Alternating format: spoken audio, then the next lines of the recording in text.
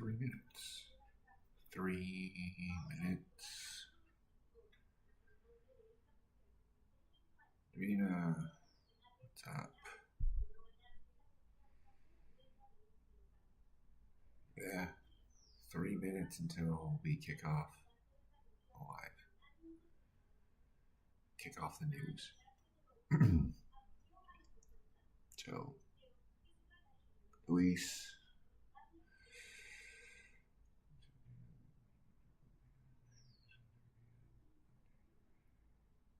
Yeah.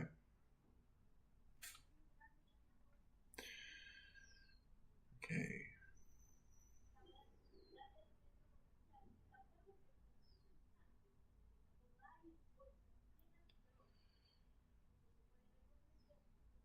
So, what's going on today? Lots going on today. A lot is going on today. A lot.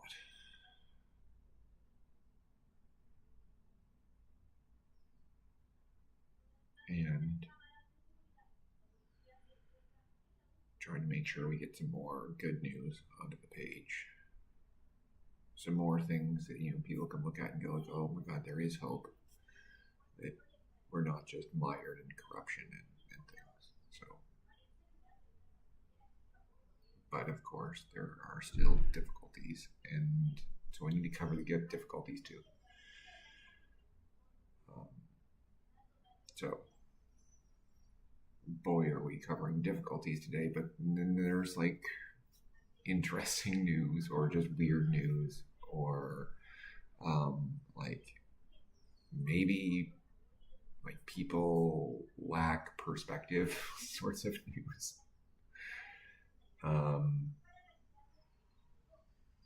We'll talk about some of it. I'm not going to publish all of it on the website because some of it's not really like website worthy news, I guess. But I mean, or even video worthy news, unless you're talking about an opinion about the news. But yeah. All right, so it is 12 o'clock. Let's get started.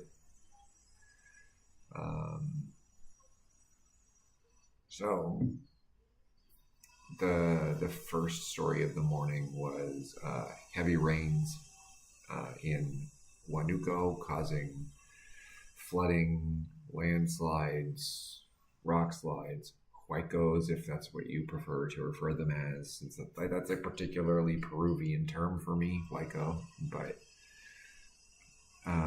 that's what you're seeing in Huánuco last night and today, or overnight into today. 300 families have been impacted by the heavy rains, and 30 houses have collapsed. That, I think, will remind people sort of like in recent terms. I mean, it'll recall images of Spain and the damage that was caused there by heavy rains, flooding, and similarly sort of, well, huaicos, sort of mudslides, landslide sort of situation where everything that comes down with the water ends up doing incredible amounts of damage to towns, to houses. That's what we're seeing in Huánuco right now. Now, it is rainy season in the mountains, particularly if you're still on the Amazon side of the mountains right now. The rains haven't quite moved over yet. That'll happen probably fairly shortly. But yeah, there's a lot of rain coming down already, and every year this causes problems because of infrastructure and development issues in a lot of those communities, and it's doing incredible amounts of damage right now. And so if you live in those areas, if you are traveling to those areas, please absolutely pay attention to the weather. If you don't know where to sort of track these sorts of things, you can follow Senhami Peru on X, or what was Twitter.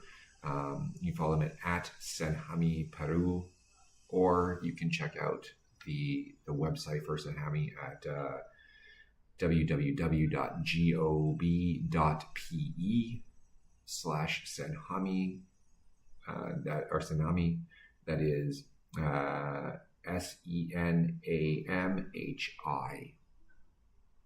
Okay. They publish weather warnings and alerts and forecasts every day that will help people both there and anybody who is traveling to stay safe. Obviously, there are weather apps out there that will help a little bit, but I've found for myself that some of the weather apps that do provide some sort of information about Peru, not the greatest for tracking the weather. So pay attention to Senhami and try to stay safe this time of year, because traveling in the mountains this time of year, living in the mountains this time of year can be very dangerous if you're not prepared. So we're going to have to see what more comes out of what is going on in Huánuco right now. It's not the easiest place to really get good coverage out of. It is located downslope on the Amazon side, northeast of Cerro de Pasco. Right, so not exactly the most accessible area in Peru, and that's going to make dealing with any damage in the area much more difficult, obviously, as it's, again, not the easiest place to get to. Okay, so that was the first story of the day. That's sort of what we all woke up to, was news of weather conditions in Huánuco and it not looking really good. As a result of that, I try to hit you with some good news next, okay?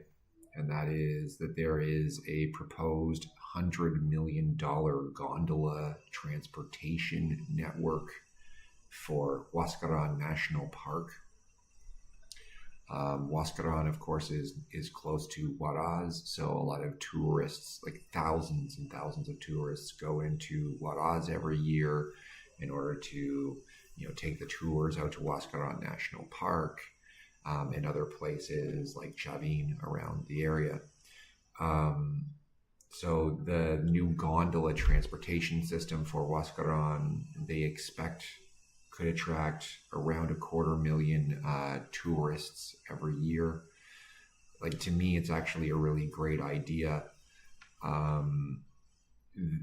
Getting to some of the places in Huascarán National Park is very challenging, right? You're talking several hours of hiking in order to get to some of the more famous parts of the park, like Laguna 69, which is, of course, very popular. And if you follow the content creator, the touristy content creators here on TikTok or on YouTube, you'll see constantly the videos from Laguna 69, because, it's Laguna 69. It's pretty amazing. But a lot of people can't get there. Particularly if you have a disability of some sort, it would be incredibly difficult for you to get to Laguna 69. So having a gondola system in place would absolutely open up the park and allow people who previously haven't had the opportunity to visit the parts of the park. It would give them access, and so that to me is a big deal. It would help not just international tourism, but also domestic tourism. Jocelyn, you never been there? I will tell you, the entire area is amazing. It is amazing, and if you, it's more of the adventure tourism part of Peru, so you get a little bit of a different crowd there. But because it's so based in adventure tourism, it's a lot of the tourists that you do get to Huaraz and to Huascarán, younger, more European, healthier, like physically healthier, typically, um, and it doesn't get the attention that a place like, obviously, like Machu Picchu does, because there is infrastructure around Machu Picchu that may, it may cost more money, for instance, but if you are a person who has a disability or um, cannot like hike for hours and hours and hours, you still can see Machu Picchu. Of course, it's still difficult because it's elevation and all of those things, but um, there's infrastructure around Machu Picchu. There isn't infrastructure really around Huaraz outside of the private tour companies.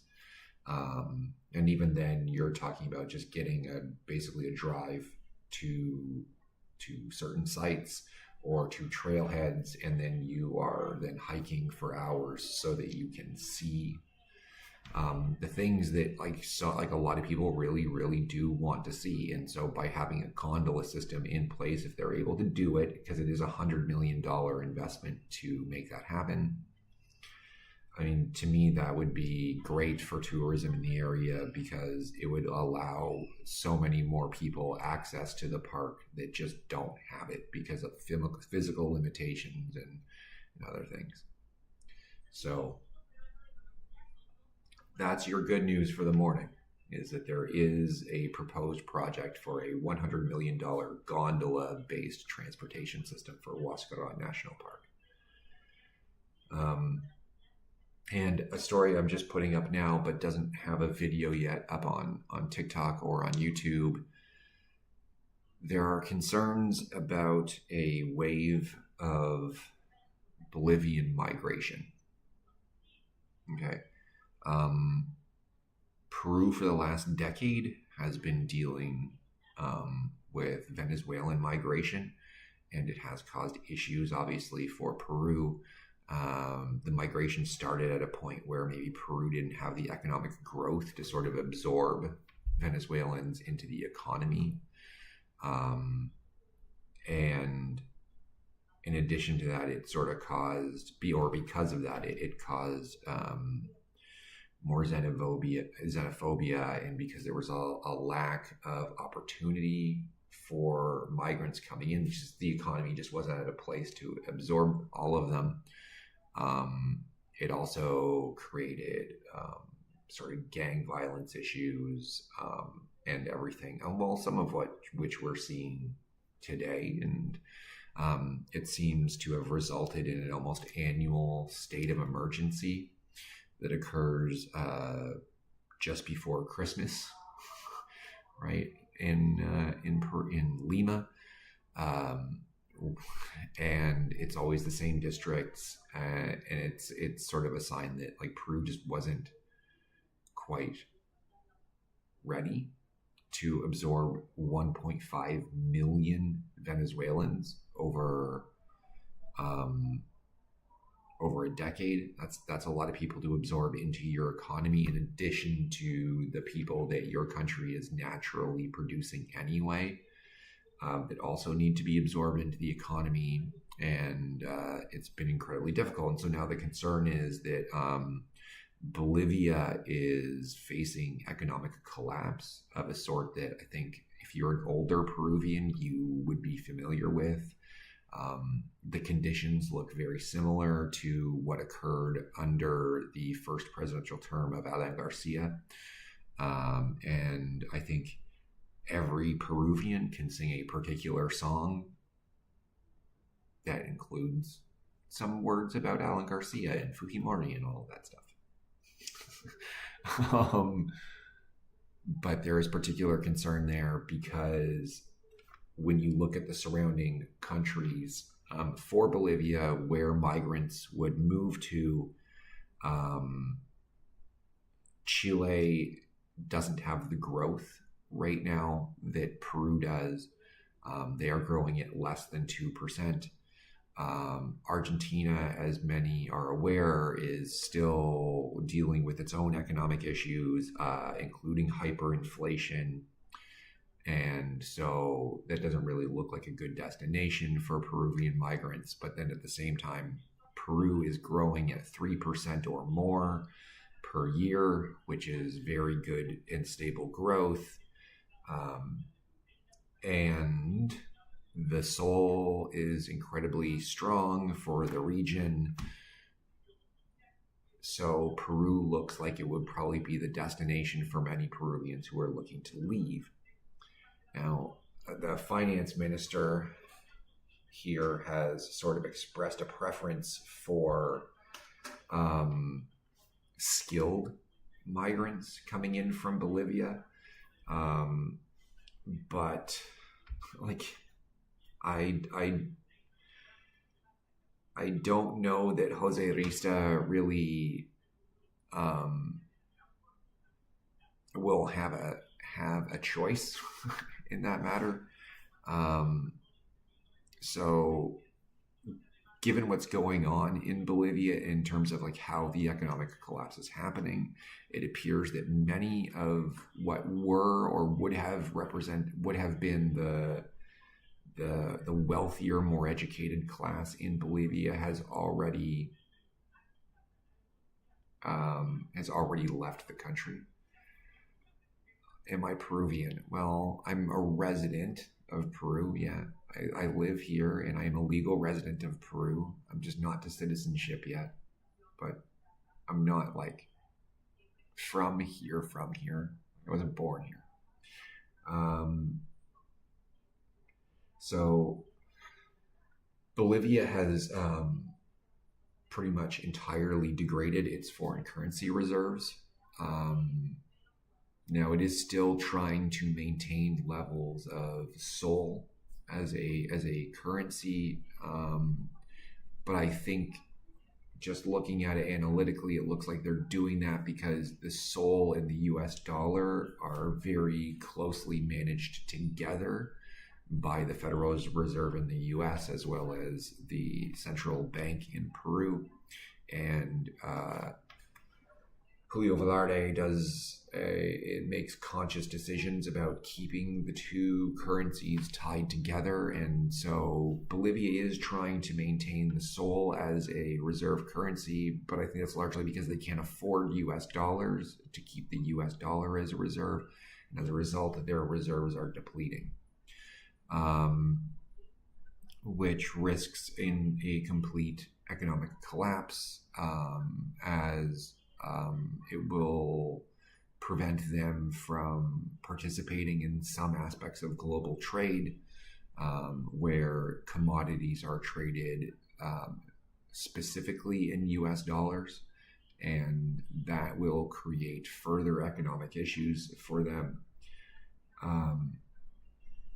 For Peru, this could put a lot of pressure on the Peruvian economy at just precisely the wrong time. Peru, of course, is still absorbing Venezuelan migrants, particularly the increase after the most recent attempt at fair elections in Venezuela, which saw another uptick in Venezuelan migration, and the arrival at yet another state of emergency in Lima. So that is already occurring. Peru is facing the prospect of U.S. deportations, which could impact hundreds of thousands of Peruvians who have more recently migrated to the United States, which is going to put even more pressure on the Peruvian economy in terms of absorbing people back into the economy. and creating enough growth to to to support them. You add in a potential Bolivian migration, and things then get even worse in terms of absorbing people into the Peruvian economy. That means that there is the potential for things like wage deflation. Right? One of the things we talk about consistently in Peru is the need to bring wages up so that people can meet cost of living, so that people can afford food and housing and all the things that they need to be successful in life, education included in that. And by adding too many people into the system at once, you risk wage deflation as there are too many laborers within the system. In the long term, there is still the potential that creates increased growth down the line, but it does create short-term pain for those who are already in the system, for those who are already employed or already seeking employment in the country. Yes, with mass deportations, there could also be another influx of Venezuelans, because you're going to have a lot of Venezuelans who, because they are Venezuelan, they will be initially deported to Venezuela, but they've already left once. They're not going to want to stay, right? And that could mean an increase in Venezuelan migration as well. And you're sort of just seeing this like sort of perfect storm being created where Peru is the most stable economy in the region. And the fact that Brazil is the largest economy in the region, but at the same time, it is a primarily Portuguese-speaking country, so it doesn't absorb migration the same way that Peru does. And that then creates more difficulties for Peru when other countries in the region that you would expect to absorb some migration are struggling. So with Argentina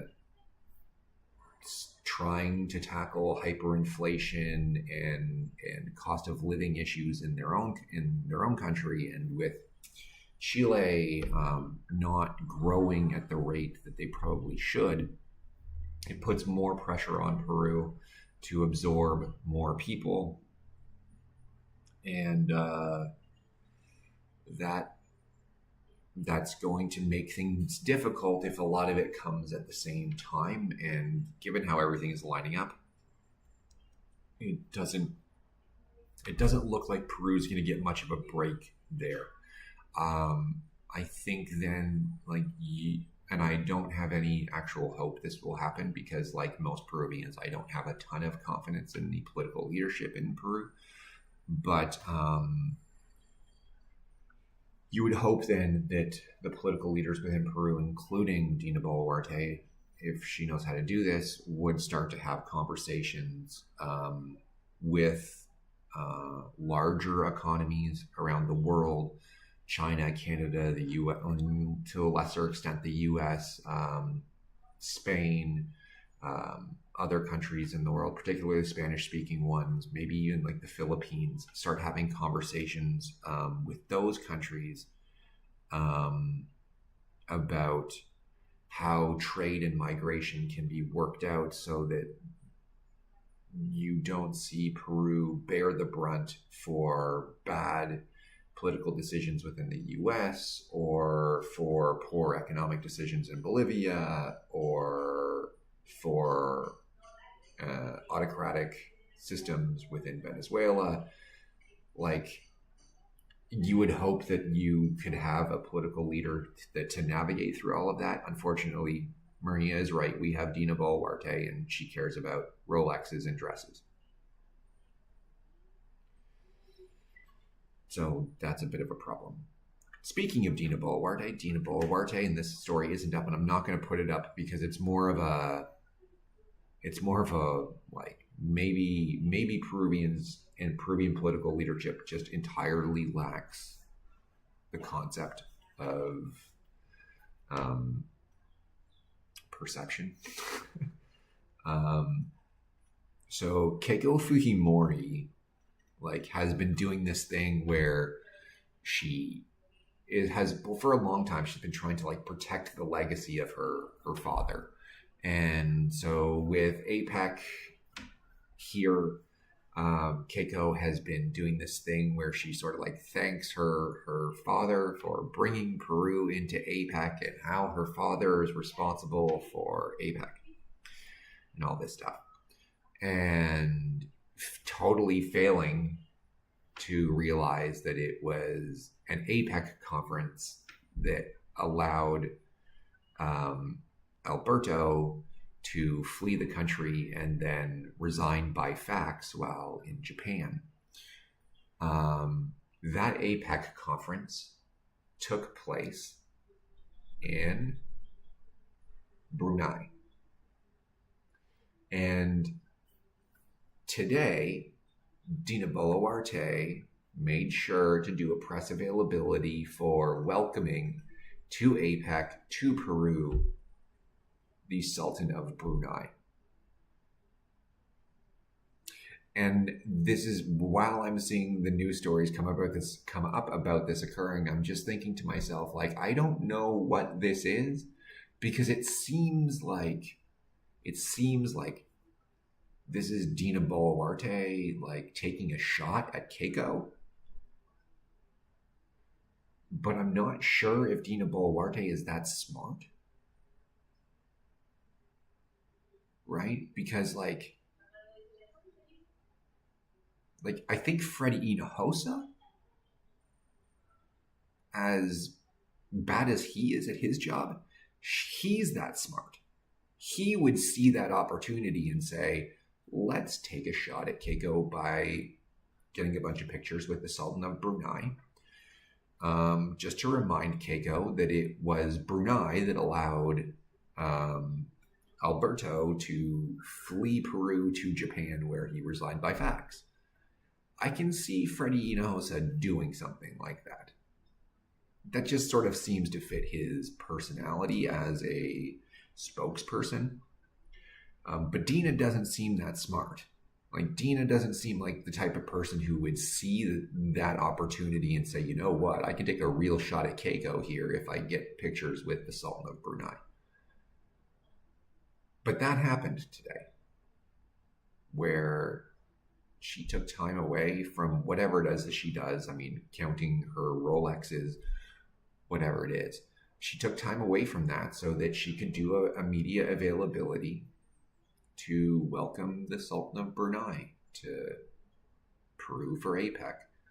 And it was kind of for a second there, I was actually proud of her. It only lasted a millisecond. It was a very, very, very short period of me going, wow, I'm actually proud of you. You took a shot at Keiko. You also don't know that you did that. And I don't know that you realize that politically does not help you, because that means that Fuerza Popular is less likely to protect you now. And, you're likely going to see repercussions for that down the road. And I would imagine that those repercussions include jail time. But for a second, well, that was politically astute. And that's where I know it has to be Freddie Hinojosa, because Dina Boluarte is the least politically astute person in politics.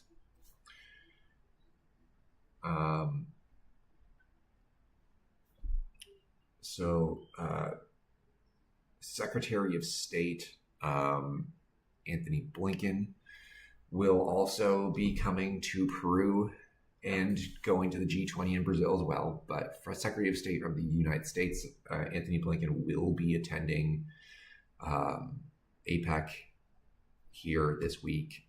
He will be here with Joe Biden. That says to me that they have something planned in terms of meetings, because Blinken, for the most part, has been focused on Ukraine and Israel. So if he's coming with Biden, that tells me that there is something in particular that they want to accomplish. It'll be interesting what that is. If he's attending both the G20 in Brazil and APEC here in Peru, I think that signifies that for sure there is an economic aspect to it. But when it's the Secretary of State that is brought in for those meetings, clearly it isn't just economic. There are also probably security concerns, and I would imagine that a lot of it is related to the megaport opening. The U.S. still has concerns that China will use the megaport for military purposes. I honestly don't think, I think the U.S. is reading too much into it in that case, but I think that's at least in part why Blinken will be attending APEC here in Peru. Yeah. So we got that sort of news this morning as well, that Blinken would be attending, which I was not expecting, because I just figure Joe Biden's a little sort of on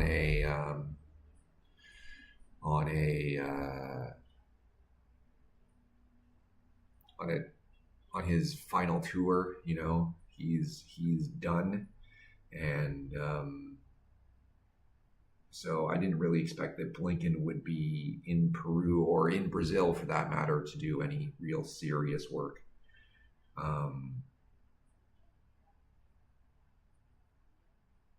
So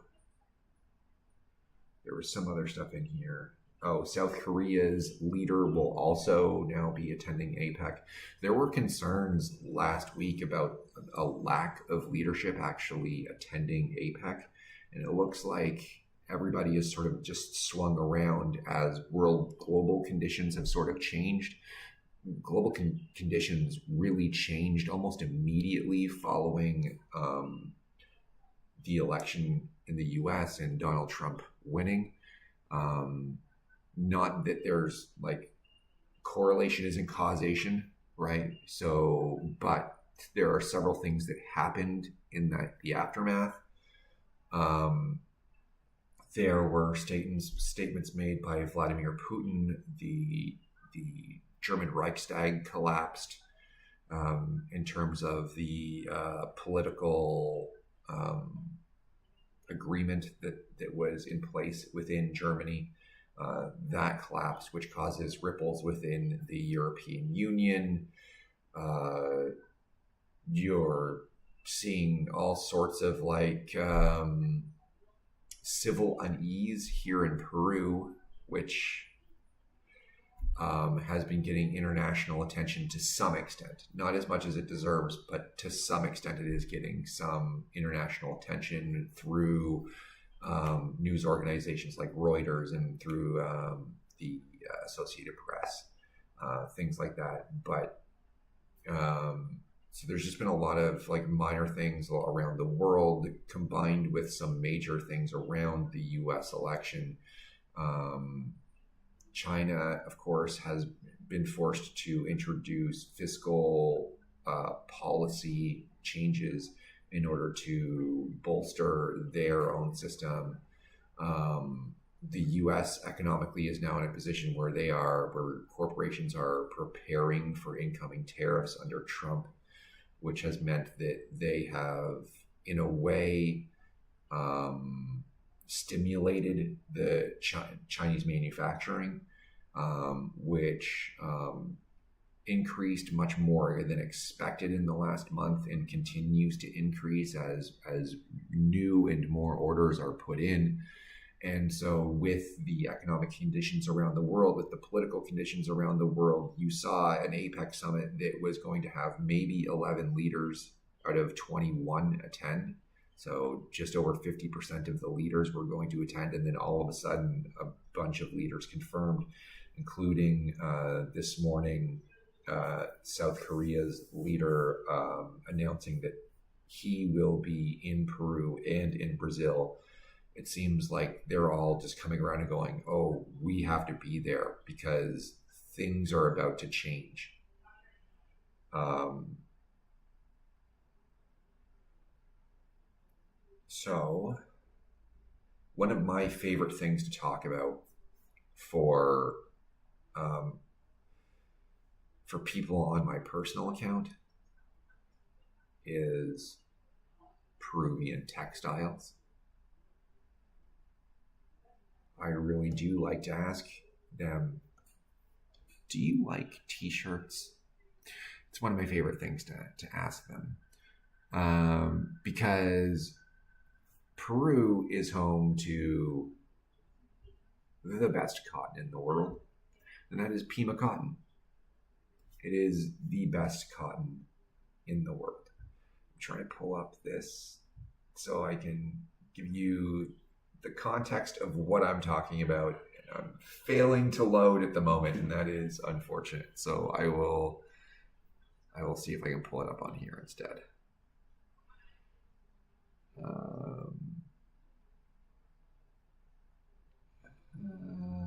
We need to go to here and to here, and we are going to scroll down until we get to the story that we want, and then we'll go back through some other good economic stories out of Peru.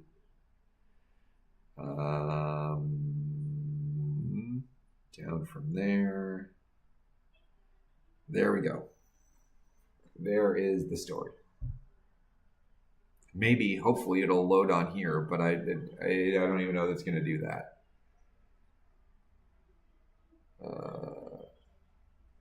We have a report out of the Peruvian textile industry that I wanted to go over, and I can't pull it up. Let's see.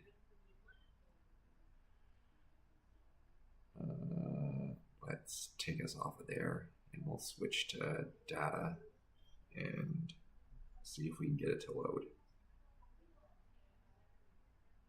No, it's not going to want to do it. Okay, so it's not going to load. But the Peruvian textile industry, thanks to people like myself who keep asking Americans if they really do love t-shirts, is, I think, finally starting to get the attention it deserves. Finally starting to get the attention that it deserves. There are several manufacturers or clothing brands in the US that are becoming more active in the Peruvian market. Now, the problem is that we have incoming tariffs that are probably going to have to be dealt with. We don't know how that's going to impact the textile industry, among others. But I do really, really, really like that the Peruvian textile industry and Peruvian brands within the textile industry are finally starting to get attention. Finally starting to get attention. Like this. This shirt is Peruvian. Peruvian designed, it's Peruvian made. It's a Pima cotton t-shirt, and it's incredibly comfortable. And so I will ask my American followers every single day, do you like t-shirts? Because if you do, you're going to want a Peruvian t-shirt. In other news, though, grape harvest is also beginning, and that also is looking optimistic. Yeah, Pima cotton. Pima cotton is the way to go. It's the top 0.05% of cotton in the world.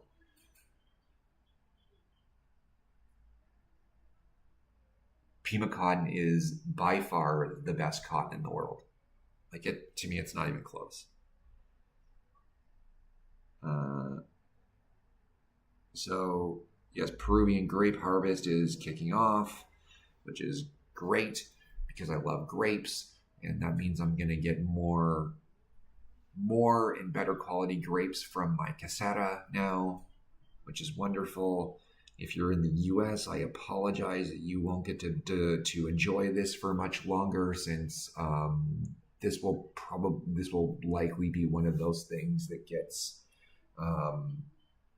tariffed by the US, so you won't get access to a lot of things. Like for instance, and I don't think the U.S. really understands this, but the U.S. doesn't really produce cotton candy grapes. Now, if you're from Peru, if you're from other countries in like Canada, even if you're from Canada, you will be familiar with cotton candy grapes. Okay. Cotton candy grapes are grapes that have been, how do I say that? They're not genetically modified, but they are like selectively bred to taste like cotton candy. So they are grapes that taste like cotton candy. Do you want the taste of cotton candy without having to absorb all of the bad stuff that is cotton candy, since it is basically just sugar that has been spun around really quick? Get some cotton candy grapes. Really great for you. But things like that, that's going to disappear from the U.S. and I don't know how that's going to hurt things like that. I'm not sure what the overall impact will end up being on the Peruvian economy. Are you going to have importers within the United States, companies like Walmart? Are they going to continue to import Peruvian agricultural products and pass down the cost of tariffs, or are they going to seek other means? And what other means do they have, and how does that impact the Peruvian market? Like for instance, Chile is also a large agricultural producer. Does Chile end up with the same sort of tariff conditions that Peru ends up with? Like how wide, like we just don't know yet in terms of how that's going to impact the region, how it's going to impact Peru specifically. But I think people are preparing for the fact that there will be some sort of impact on Peruvian industry, whether that's agriculture or textiles or elsewhere. But I really do like when I get to open the English language coverage that does exist out of Peru, and I get to see Peru getting credit for some of the things that it is really, really, really great at, like cotton and fruits and vegetables and stuff like that. Peru is really great at that stuff. I do wish that Peru got more credit for its dairy industry and how great the dairy industry is around milk and cheeses and stuff. But, you know, one day that will come too. Okay, so that's all I have for today. Does anybody have anything for me? Do they have any questions for me? Any concerns? Or the things that we need to talk about more? What's going on? What's going on around Peru? Is everybody ready for disruptions to really start tomorrow around APEC? How is everything going? Because I know there's a little bit of tension out there around APEC. Which fruits would you recommend to a foreign for the first time they go to Peru? Blueberries. No joke, Peruvian blueberries are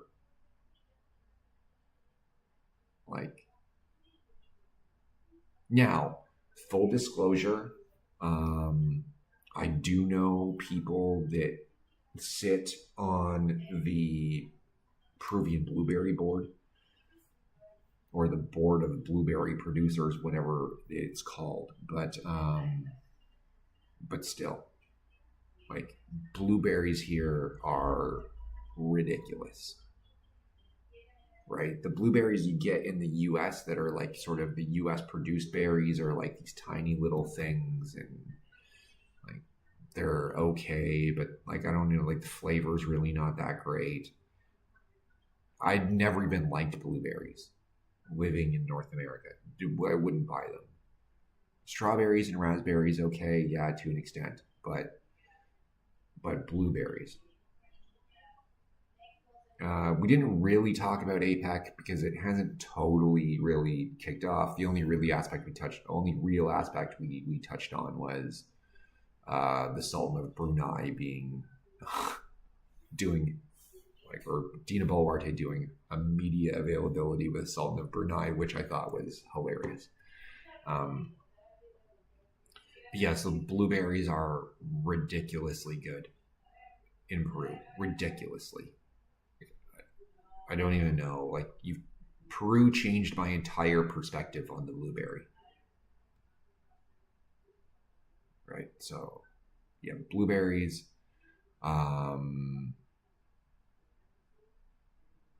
Palta. Big old avocados. Paltas. Like, there's so many aspects. Also, try some of the fruit. Just try some of the fruit that you don't typically get in North America. Like in North America, you may get what in North America they call soursop, but like in Peru is guanabana. Just try it.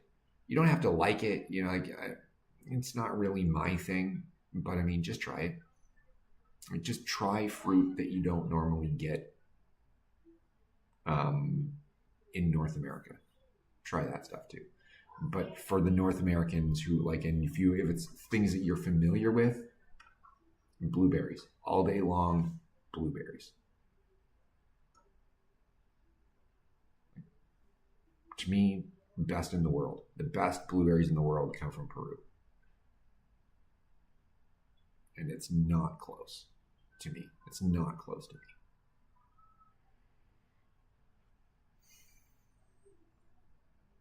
Yeah. Anything else going on? Anything else that we need to talk about? I'm still a little concerned that I can tell that there are some underlying tensions around APEC, and it doesn't seem like the media is covering them because obviously the government doesn't want them to. But the tensions are still there. Right? That's a bit of a concern for me, because when you don't have a valve to release it. Thanks for the Brunei fun fact. Well, that's exactly why I thought that the media availability with Dina Boluarte was so funny, is that it comes right after Keiko was praising her father for Peru being in APEC. And then you point out that but it was at an APEC conference in Brunei that he fled the country. Right? And then the next day after that story runs nationally,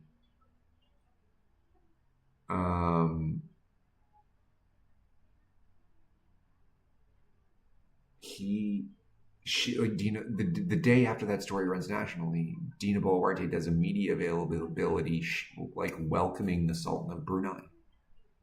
Now, I know she's going to do that with a lot of world leaders, but it just seemed like maybe this is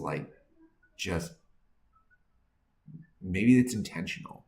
Maybe it's intentional to take the shot at Keiko and say, yeah, your father was great. By the way, he left the country and resigned by fax. Right? I was actually astounded. I didn't realize that Dina was that petty. But politically speaking, it was actually an intelligent move that you don't really expect out of Dina Boluarte, and it's how I know it didn't come from her. It had to have come from Freddie Hinojosa. There's no way. Keiko is something. Yeah, Keiko is something. It's she doesn't realize that the entire history of that we know so far of the human race is available in our hands on the internet, that we can see that her father fled the country as a result of, after asking for permission to attend the APEC conference in Brunei.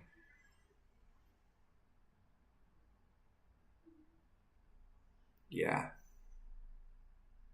it's right in people's hands, Keiko. They can see that that's Dina is evil. Well, I don't know if she's evil, but like, she's like a corrupt, useless politician for sure. Um, but she also doesn't has never struck me as being politically astute.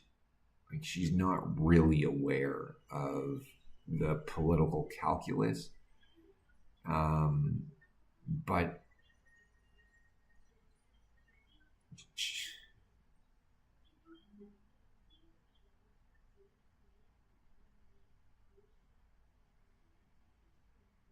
um,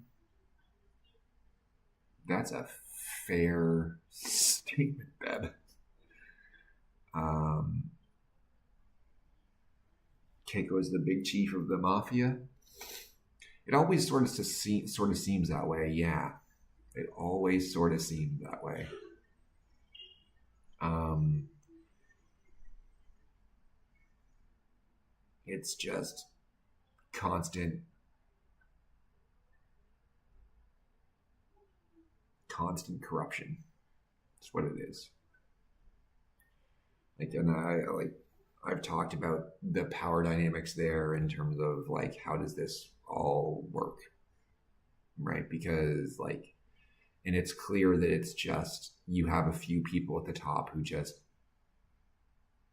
they're allowed to do anything. I don't think Keiko's the only one. Keiko's not the only person that does it, right? Because certainly Dina does it. I mean, Dina and her family are like, well, that's a thing. Um, Keiko and her entire family are an even bigger thing, right? And like, I don't know,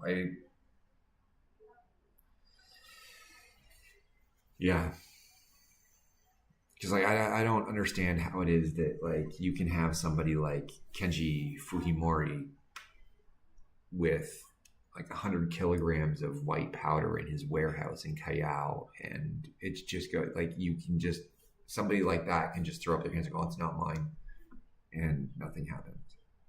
But at the same time, like Dina has a lot of sway over the PNP, over the Peruvian National Police, and that creates a ton of issues. A ton of issues. And it's a matter of like, is that sway coming from Dina herself? Because I doubt it. She doesn't seem um, that imposing or intelligent or anything like that. Like, she just seems kind of ordinary, right? Um, ordinary, but highly corrupt. I'm not saying like, but just ordinary in terms of like her overall makeup, her personality, her intelligence. Like, she just seems kind of ordinary, right? And she just happens to have power and be like very, very corrupt, right? Like, Keiko, I actually see as intelligent, but highly corrupt, right? Um, so like it's easier for me to understand how Keiko, through obviously being the daughter of Alberto and being a relatively intelligent person, is sort of able to like pull the strings and get people to do things that she wants. But I just don't get it from Dina. I don't understand how that could happen. She doesn't seem all that together. But she does. Bebe Uea has been hacked. I saw some rumor that Base Pay had been yesterday. And if Bebe Uea has been hacked, that's a whole situation.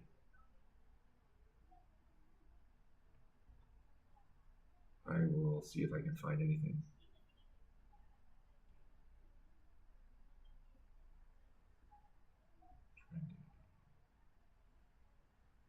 APEC is coming up.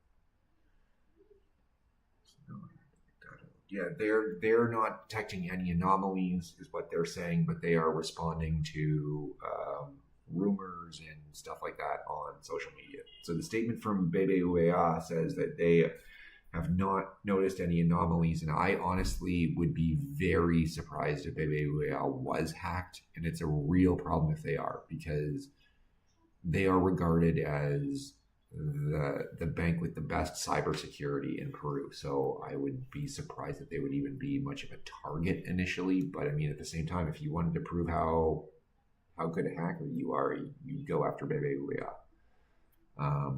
Thoughts on the whole Apex situation? I'm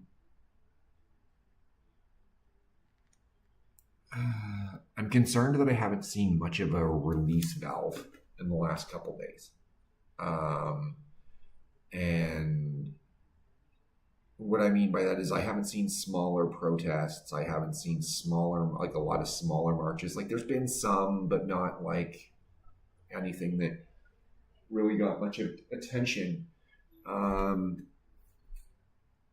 So I'm a little concerned I haven't seen those, because that tells me that indicates to me that tomorrow and Thursday could be very busy protest days. Very, very busy protest days. I'm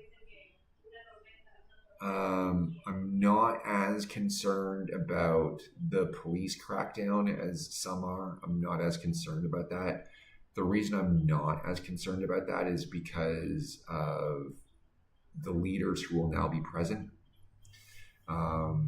It's more difficult. What would those protests be about, though? Insecurity, workers' rights, all sorts of things.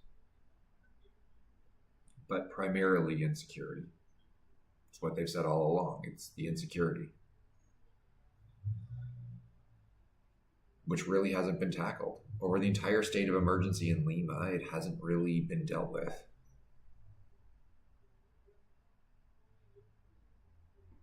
It just hasn't.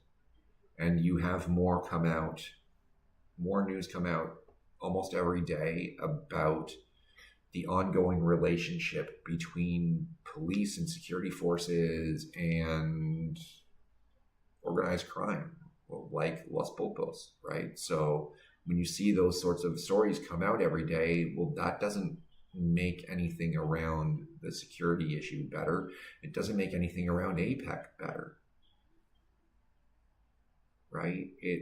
When you have to listen to Santibáñez consistently just say the dumbest things, that doesn't help either, right? When you have to hear Santibáñez deny reality, it's like, oh, we have these text messages, oh, we have this audio, oh yeah, but it wasn't me, right? When people get told that, like, it just makes it worse, because like, stop denying reality, look around you, right? And so that hasn't helped the situation. So yeah, I'm a little concerned that there hasn't been. Yeah, it is the transportation thing is the security thing, Mauricio. It's a bigger issue than just transport. It's extortion across the board. It's not just the transportation sector. This is shop owners. This is food cart operators. This is like everybody, all the small businesses, all the transportation workers, they're all facing extortion.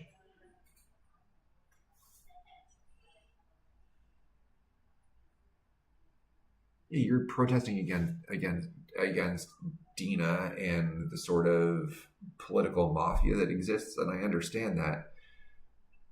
But with her, you're also protesting against people like Santibáñez. You're not protesting against a lot of the police officers themselves or military members themselves. You're protesting against their leadership and the decisions they've made and what they're doing and how they're not providing. Those people, the leadership, are not actually providing for the people of Peru. That's what the protest is about. It's about demanding that politicians. Stop being corrupt and actually, for once, think about the people of Peru and what they need in order to succeed, instead of thinking about how they can enrich themselves. That's what the protests are about. Stop trying to protect yourselves. Protect everybody. Right? I've had this conversation over and over and over and over again with Peruvians. I have not met a single Peruvian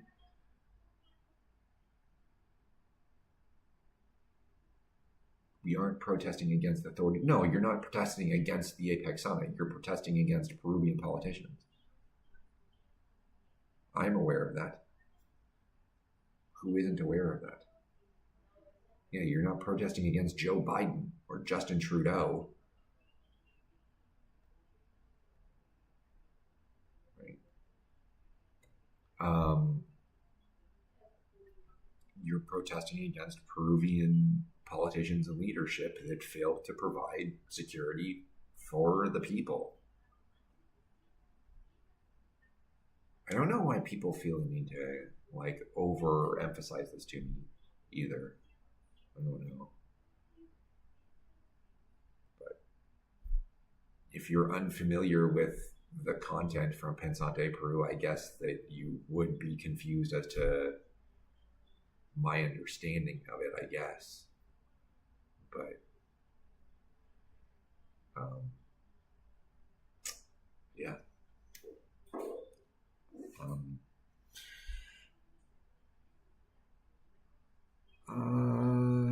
Yeah, everything will turn out well.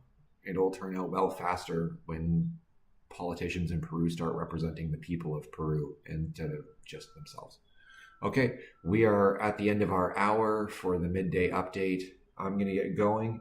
I will see you all for the 6 p.m. live. Thank you for all the follows and likes on here. Please comment on videos here on TikTok and on YouTube as well. If you're on TikTok, please consider following also the YouTube channel, which is at Pensante Peru on YouTube. Give us a follow over there. You will get slight differences in the videos. You might get slight differences in the coverage. Slight differences. And of course, you'll get the rebroadcast. You'll be able to re-access the lives if you if you're subscribed on the YouTube side, where you can watch them back. You don't even necessarily have to watch me live if you're over on the YouTube side. Okay? So thanks, everybody. I will see you at 6 p.m. and we'll go over more news.